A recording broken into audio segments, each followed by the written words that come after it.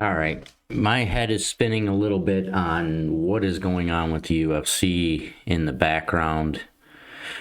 I don't know how important it is, but the only way I can describe it is that I've been involved in some big business stuff over the years and been in positions in companies where, I wasn't making decisions, but I could see what was going on. And the more things change at a very high level, it's my opinion, the more things are going on in the background, I guess I could say. I've been reading about this for like the last day, and my head's kind of spinning about it.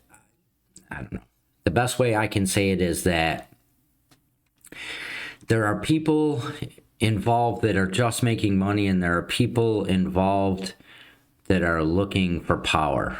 And I'm not even going to go into a description of what I mean by all that, but different people have different reasons for doing these things, is what I'm trying to say. And my big worry is that somewhere in the mix, the UFC would get diminished. It would become more corporate, and I don't know if it's true that Dana White is one of the people kind of holding it together as far as being sort of I don't even know how to describe it. A lot of people have problems with Dana White, but at least it's kind of consistent.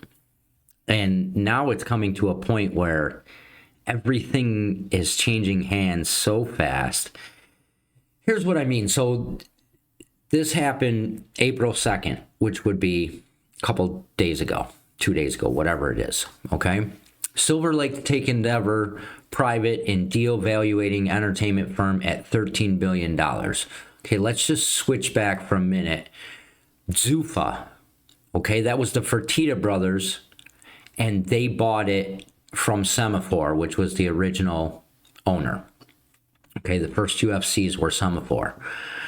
Zuffa was acquired in 2016 by a group led by WME, IMG, including Silver Lake Partners. Okay, it already gets complicated.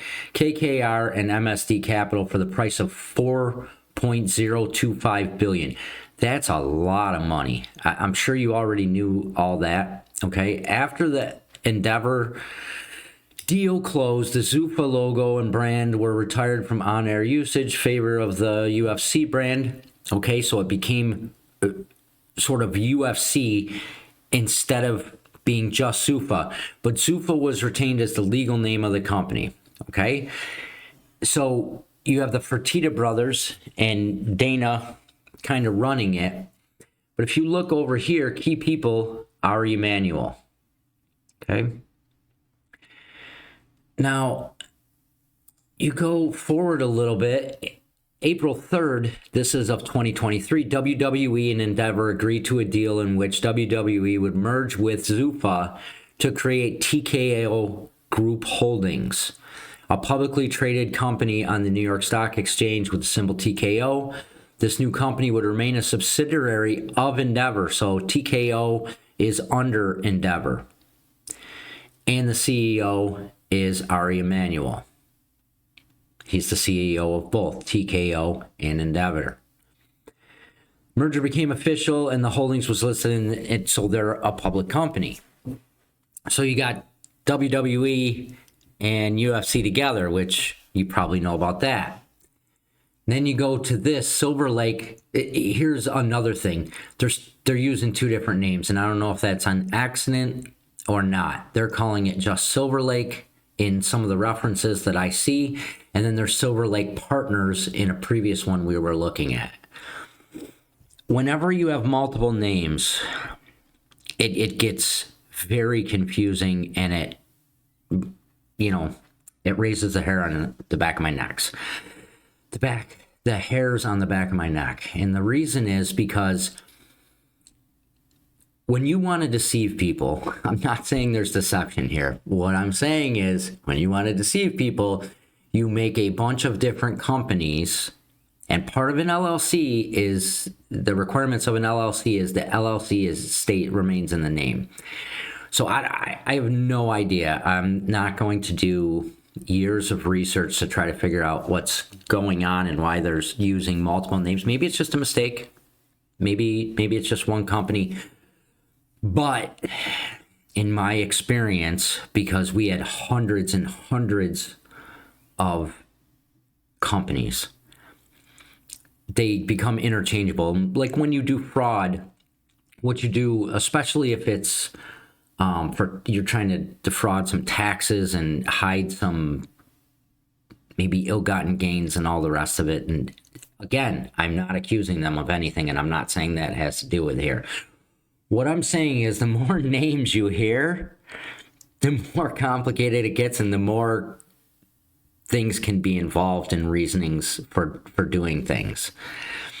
I know I'm making it very complicated because I'm not going to sit around and explain all the things that I've seen in my lifetime in big companies and, FBI raids and all the rest of it. I'm not going to go down that road. But what I'm most fearful of is that there is a lot of money exchanging hands in a short period of time. So you have the 4 billion, and then you have all these companies coming together, and there's different company names, and they're public, and then they're private. So now, in the end here, what just happened is that $13 billion, they're taking Endeavor Group Holdings private. Okay? Now, here's another piece. As part of the deal, Endeavor stockholders will receive $27.50 per share in cash, representing a premium of 55%. Where are you going to make 55% on your return? Usually, so there's a saying in big business, and the saying is, if it's too good to be true, it's too good to be true. It's not true. I'm not saying that's what's going on here. What I'm saying is, where are you going to receive a premium of 55% on your money? So the closing price was $17.72, but they're going to give them $27.50 per share in cash. Do you get where I'm going? It would literally take me hours and hours and hours to describe to you what I have seen in my quote corporate previous life and explain why that all should, everything that I've said should stick out to you a little bit as a red flag. And that doesn't mean that anything's wrong. It can be that they have big plans and they plan to make that money back. So it's nothing to pay, X amount of shareholders, $27.50 because it's only, whatever million, and they're going to make $1 billion. I don't know the particulars, so that's why I'm not saying that I know anything about this. What I am saying is, when I first started getting into big kind of corporate structure many years ago, I started seeing things that didn't make a lot of sense to me. And then when I looked around and looked into them and looked up the way things usually work and all that stuff, you're a kid, you're curious, I found out that there are red flags and things, and some things don't make sense. Most things that don't make sense have a reason they don't make sense. Sometimes they're good, sometimes they're bad, but there's obviously something you don't know. But again, I will leave you with the question, where will you make 55% on your money? Good luck finding that deal.